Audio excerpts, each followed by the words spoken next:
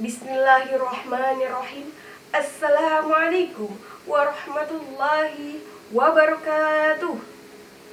Alhamdulillah, alhamdulillahirabbil alamin.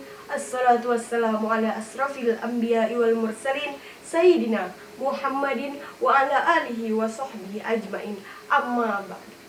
Pertama-tama marilah kita panjatkan puji syukur atas kehadirat Allah Subhanahu wa ta'ala, karena berkatnya lah kita dapat berkumpul di ruangan yang insya Allah penuh barokah ini.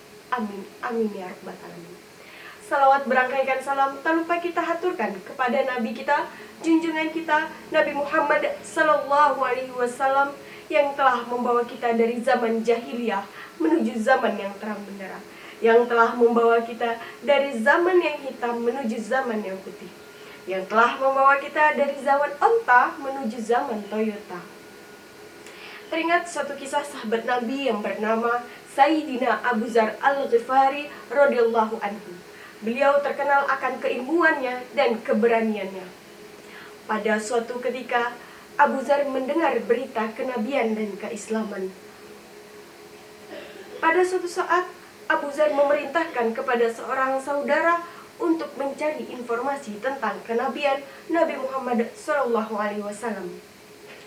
Setelah diselidiki, saudara tersebut melaporkan kepada Abu Dzar dan berkata, "Aku melihatnya memerintahkan kebaikan dan berakhlak mulia."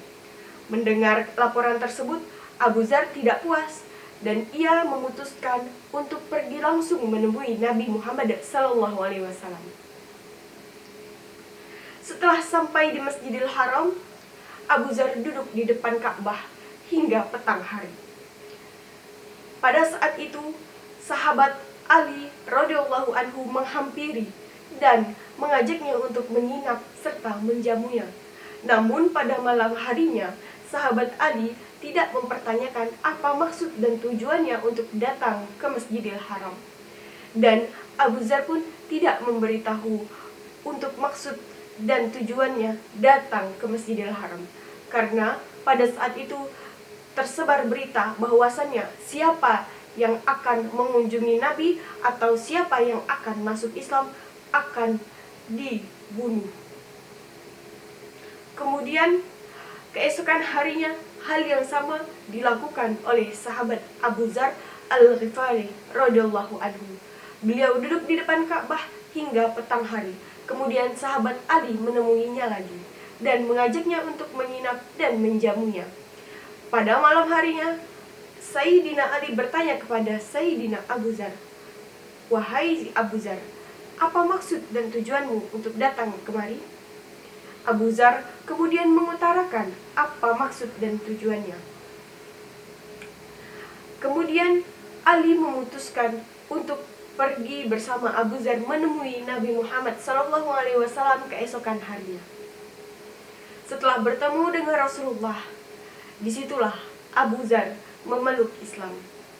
Kemudian Nabi Muhammad SAW berpesan kepada Abu Dzar, "Janganlah kamu menampakkan keislamanmu itu." Namun Abu Dzar tidak mendengar nasihat daripada Nabi SAW. Keesokan harinya, dengan gagah berani, Abu Dzar mendeklarasikan keislamannya di depan kafir-kafir Quraisy. Beliau berkata, "Asyhadu alla ilaha illallah wa asyhadu anna Muhammadar Rasulullah." Kemudian apa yang terjadi? Orang-orang kafir Quraisy kemudian menyerang Abu Dzar dari berbagai arah, sehingga hampir saja Abu Dzar menemui ajalnya. Kemudian dengan gagah beraninya lagi, keesokan harinya Abu Dzar mendeklarasikan keberaniannya. Mendeklarasikan keberanian bahwa ia telah memeluk Islam. Ia mengatakan, "Asyhadu alla ilaha illallah wa asyhadu anna Muhammadar Rasulullah." Kemudian hal yang sama terjadi. Ia diserang oleh kafir Quraisy dari berbagai arah. Nah, dari kisah tersebut dapat kita ambil hikmah atau dapat kita ambil pelajaran bahwasannya kita sebagai pemuda hendaknya berani berdakwah, menyampaikan kebenaran. Karena tantangan kita saat ini bukanlah seberat apa yang dialami oleh Abu Dzar. Baiklah, pada saat ini saya akan menyampaikan ceramah yang berjudul keberanian pemuda dalam menyampaikan kebenaran. Terima kasih.